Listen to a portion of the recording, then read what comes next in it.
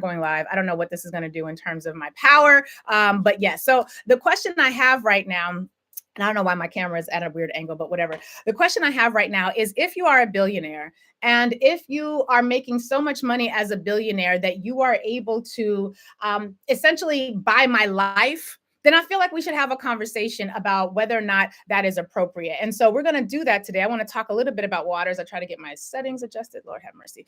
My power being out has really thrown a sister for a loop. But there's some questions that I think we should consider, that we should ask ourselves when it comes to these sorts of decisions. Like, is there enough of a get that someone could I give you? What would it take? What would I have to give you in order for you to be willing to turn over all the water in your community to me?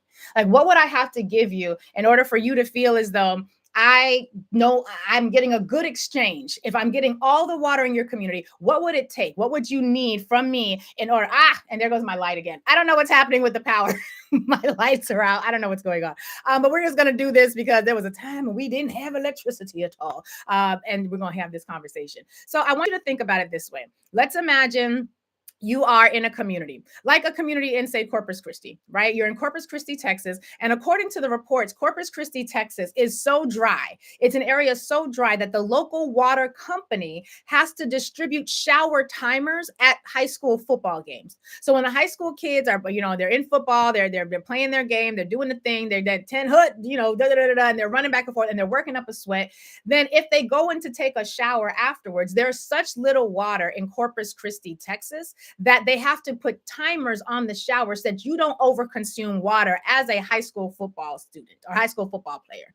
And they are so in need of water that, quite frankly, it made no sense to a whole lot of people to learn that the world's richest man was also building a really massive component of his industry right outside of Corpus Christi. In fact, 20 miles outside of Corpus Christi, Elongated Muskrat is building a lithium refinery that, according to the reports, could require as much as 8 million gallons of water a day. Now, my question is, if you live in Corpus Christi or if you live in any of the surrounding areas where this is a sort of a thing, what would it take for you to be comfortable in a town where you already don't have enough, hold on one second. Oh, my audio. We're in a town where you already don't have enough access to water yourself. What would it take for you to be willing to give up all your water so that somebody can build a lithium battery facility in your area? And you already don't have enough water. You're already having to use shower timers because you already don't have enough water. I just want you to think about that. What would make it worth it to you for that to be the reality? And so what we learned from this report, and this is a report from Engineering News, what they talk about is that in a rare public update on the $1 billion project, which is this lithium battery refinery, Tesla in December said it was starting to test their ability to process lithium in the new factory. But the car maker does not have a contract for the water needed to operate the facility. Now, this is a report that came out. Hold on, let me get the date. This is a report that came out on January the 8th, 2025. So on January the 8th of just last week, before we were even realizing the implications of what was happening with Los Angeles and their absolute need for water and their inability to secure sufficient amounts of it, we think, we're going to unpack that a little bit as well. What we learned is that Elongated Muskrat has this goal of turning this lithium into chemical products that will be used to make electric vehicle batteries, but he needs a contract for the water that would be needed to operate the facility. Now, the factory, according to the reports, the factory where Tesla aspires to start production this year is part of a broader effort by Musk to ease bottlenecks and to build a more robust domestic supply chain of the critical raw material. So essentially, what we have to remember is that the reason that Jeff Bezos and other folks have gone into Africa, where they are essentially trying to get into the ground, they're in the Democratic Republic of Congo, where Apple, where all the big tech companies need the minerals that are in the ground. And what they have essentially created is a new slave class. There is an entire millions of people working in slave labor conditions to get out of the ground the materials that we need so that all of us can have these. It's the cotton of the day. It's the cotton of the day. And by these, I mean cell phones. And so what they are trying to do is bring the production and the extraction of those minerals here to the United States. But the reason that they're able to do these things in the Democratic Republic of Congo is because the environmental laws are very lax. The labor laws are practically non-existent. And quite frankly, there's this weird tradition where when European powers or white people want to go into Africa to extract things, they're able to do so very, very well. And they don't have to ask a whole lot of questions, and they're able to get a lot of things done. And the question is, what would it take for them to have a replication of the ease with which they are able to go into these other countries and using slave labor, extracting out of the ground and utterly destroying the surrounding community? What would it take for that to happen here? So this is a conversation that they're having to have now in Corpus Christi, because again, Corpus Christi is 20 miles outside of this area. And this is already a community that has to ration water so that its athletes can shower off after a tough game. Now, in 2022, now this is all coming back to Los Angeles in just a second, so stay with me. In 2022, Tesla estimated that they would need 400,000 gallons per day to run the lithium plant.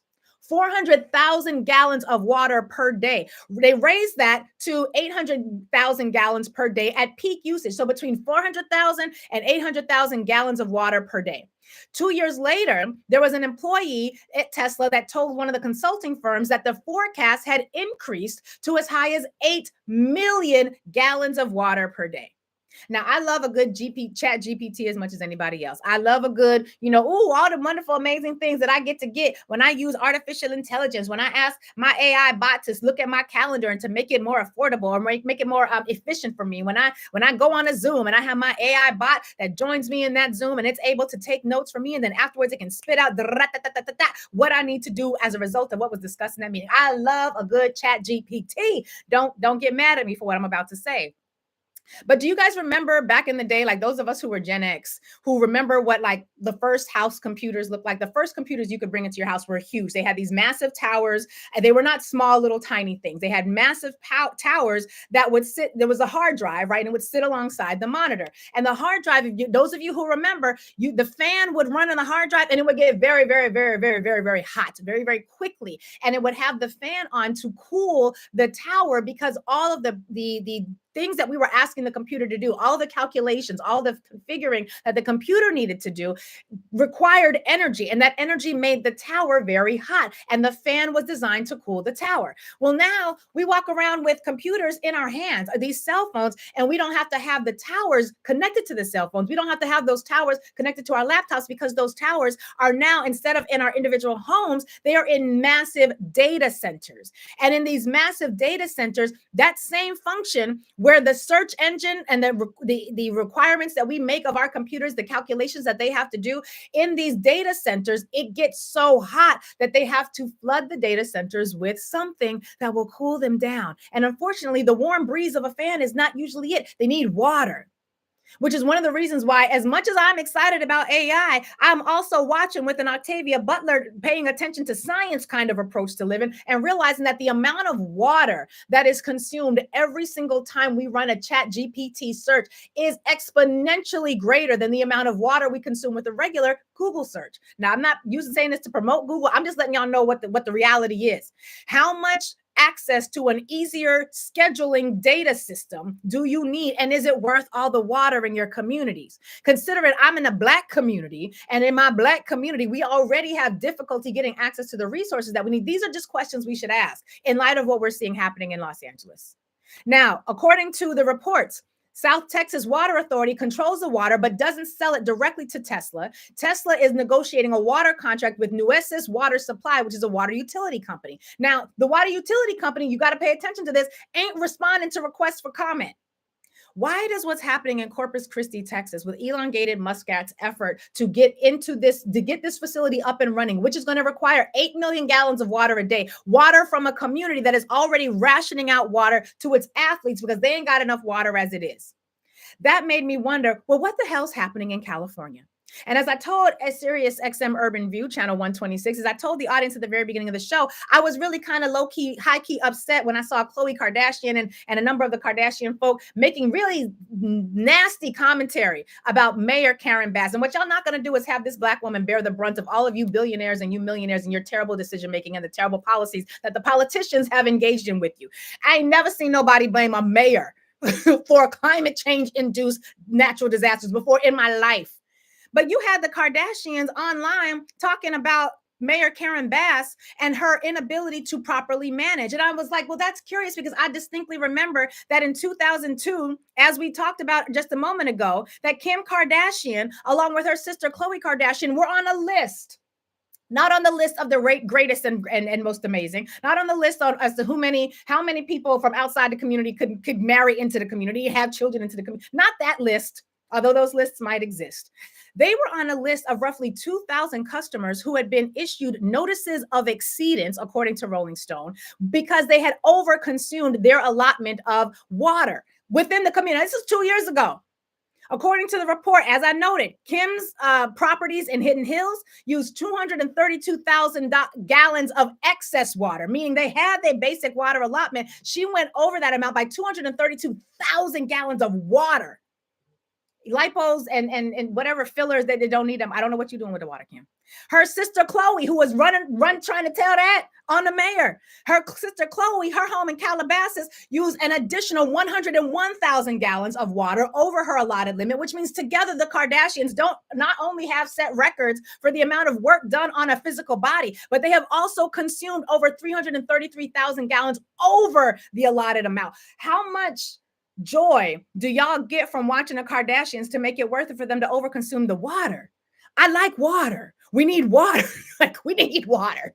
We need water. So I was really not shocked by this point when I stumbled onto an article from Forbes and ProPublica.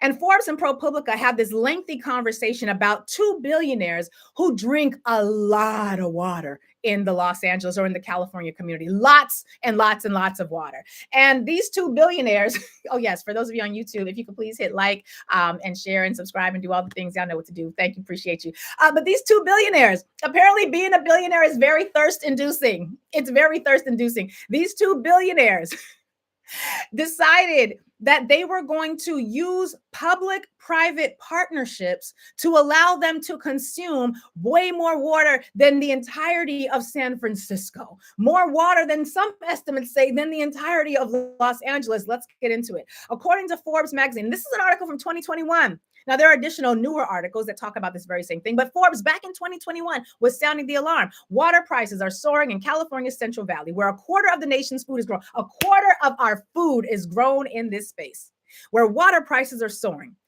According to Forbes magazine, this company called Wonderful, right, is a closely held company owned by two billionaires, Stuart and Linda Resnick. Really cute couple. They're super cute. Like, I'm not even going to front. Like, you see them, and when they're doing their little media thing, they are super cute, right? But they have, because of their business enterprises, they are posing a problem to all of us because we all need water. According to the reports, their company, the Wonderful Company, and that name should sound familiar to you because you probably have their products in your household. They can purchase up huge amounts of water whenever they need it.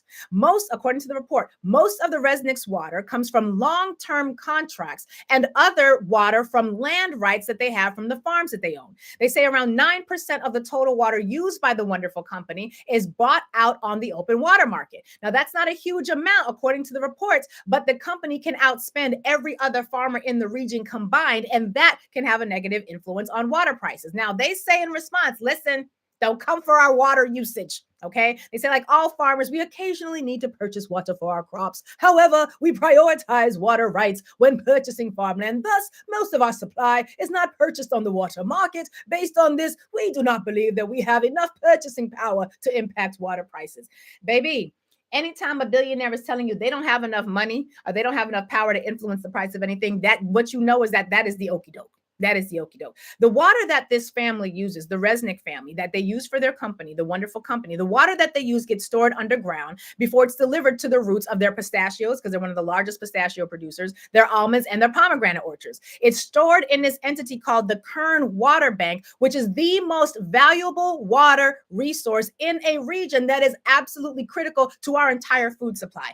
According to the reports, the water bank, which is a public-private partnership in which these two billionaires own a 57% stake. That's more than half.